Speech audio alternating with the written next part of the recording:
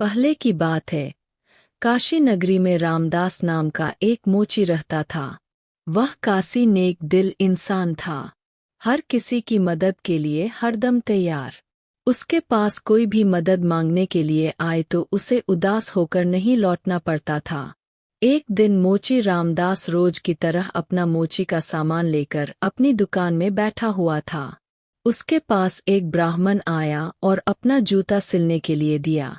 जूता सीलते हुए रामदास ने ब्राह्मण से पूछा, आप कहाँ से आए हैं? ब्राह्मण देव ने जवाब दिया, मैं कावेरी तट से यहाँ गंगा माँ के दर्शन करने और नहाने आया हूँ। एकदम से मोची रामदास ने पूछा, क्यों, आज कावेरी नदी में पानी खत्म हो गया है क्या? ब्राह्मण यह बात सुनकर हैरान हो गया। उसने रामदास से कहा, तुम गंगा तट पर रहते हो और ऐसी बात कर रहे हो, क्या तुम्हें गंगा माँ का महत्व नहीं पता? क्या तुम कभी वहाँ स्नान और दर्शन के लिए नहीं गए? रामदास ने जवाब दिया, ना मुझे महत्व पता है और ना मैंने कभी वहाँ स्नान किया है। रामदास आगे कुछ बोलता कि उससे पहले ही ब्राह्मण देव ने कहना शुरू कर दिया, गंगा तट पर रहकर ना गंगा की शक्ति का पता है और ना कुछ और, तभी तो तुम्हारे भाग फूटे हुए हैं। उसके बाद ब्राह्मण ने रामदास को गंगा माँ की महिमा सुनाई। ब्राह्मण की बातें सुनने के बाद रामदास ने कहा, अपना मन साफ हो तो हर तट का पानी गंगा है। इतना कहने के बाद रामदास ने जल्दी से जूता सिला और ब्राह्मण से कहा, आपका जूता ठीक हो गया है। अब गंगा किनारे जाते हुए क्या आप मुझ पर एक एहसान करेंगे? ब्राह्मण देव ने कहा, जरूर, बताओ क्या करना है। रामदास ने अपने जेब से एक साबुत सुपारी का टुकड़ा निकला और कहा, आप जब गंगा में स्नान करेंगे तब उन्हें यह साबुत सुपारी अर्पण कर देना। ब्राह्मण देव ने रामदास के हाथ से वह सुपारी ली और गंगा के किनारे जाने लगे। वहां स्नान करने के बाद ब्राह्मण देव ने हाथ में सुपारी लेकर गंगा माँ को पुकारते हुए कहा, माँ, यह रामदास ने आपके लिए भेजा है, इसे स्वीकार कीजिए। इतना कहकर ब्राह्मण देव ने उस साबुत सुपारी को गंगा में बहा दिया। थोड़ी ही देर में गंगा में एक हाथ बहते हुए आया और ब्राह्मण के पास रुक गया। उस हाथ में एक सोने का एक कंगन था। उसी समय एक आवाज आई, मेरी तरफ से यह कंगन रामदास को दे देना। गंगा माँ की तरफ से रामदास के लिए सोने का कंगन आता देख ब्राह्मण हैरान हो गया। दंग ब्राह्मण ने कंगन को हाथ में उठा लिया। कंगन हाथ में लेते ही ब्राह्मण के मन में लालच आ गया। उसने सोचा कि मैं यह कंगन रामदास को नहीं दूंगा।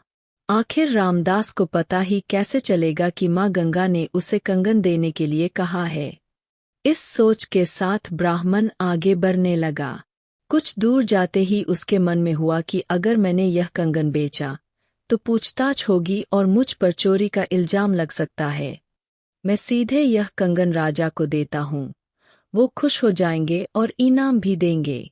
इसी सोच के साथ ब्राह्मण सीधे राजमहल पहुंच गया। वहां पहुंचते ही राजा को प्रणाम करके उस ब्राह्मण ने उन्हें कंगन भेंट कर दिया। उस कंगन की चमक से राजा और वहां मौजूद दूसरे लोग दंग रह गए।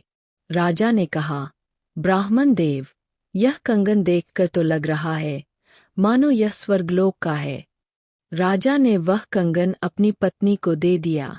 पत्नी ने जैसे ही कंगन पहना वह खुश हो गई। तभी राजा ने ब्राह्मण से कहा, यह एक कंगन है, मुझे इसका दूसरा जोड़ा भी चाहिए। रानी दोनों हाथों में यह कंगन पहनेंगी तभी उनकी शोभा और बढ़ेगी। यह सुनते ही ब्राह्मण के पसीने छूट गए। राजा ने तुरंत पूछा, क्या हुआ, आप परेशान क्यों हो गए?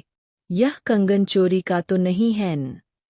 तुरंत ब्राह्मण ने जवाब दिया, नहीं नहीं राजा साहब, यह चोरी का नहीं है। तब राजा बोले, ठीक है, आप आज शाम तक दूसरा कंगन लाकर मुझे दे दो, तभी मैं मानूंगा कि यह चोरी का नहीं है। जी राजा साहब कहते हुए घबराया हुआ ब्राह्मण राजा के दरबार से निकल गया।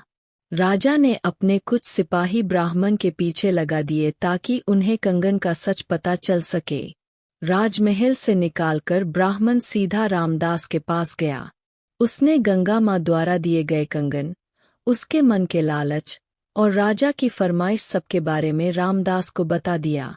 उसके बाद रामदास से पूछने लगा कि दूसरा कंगन कैसे हासिल होगा। रामदास ने ब्राह्मण की सारी बातें सुनने के बाद अपनी दोनों आंखें बंद कर ली। उसके बाद रामदास ने हाथ जोड़कर गंगा माँ से ब्राह्मण को बचाने की विनती की। 1 मिनट के बाद रामदास ने अपने सामने रखी एक बाल्टी में हाथ डाला और उससे वैसा ही कंगन निकाल लिया। ब्राह्मण यह देखकर हैरान हो गया। उसका पीछा कर रहे राजा के सिपाही भी यह चमत्कार देखकर दंग हो गए। यह सब देखकर वो सीधे राजा के पास पहुंच गए और उन्हें सारी बातें बता दीं। इधर ब्राह्मण भी रामदास को धन्यवाद कहकर कंगन लेकर राजमहल निकल गया। वहां पहुंचते ही ब्राह्मण ने राजा को कंगन दे दिया। राजा ने उससे कुछ नहीं पूछा और चुपचाप कंगन ले लिया। कंगन लेने के बाद राजा खुद अपने सिपाहियों के साथ रामदास की दुकान पर गए और रामदास को गंगा माँ की भक्ति के लिए इनाम दिया। कहानी से सीख: इंसान सिर्फ दिखावा करके कुछ हासिल नहीं कर सकता। भक्ति, मान सम्मान सब दिल से होना चाहिए।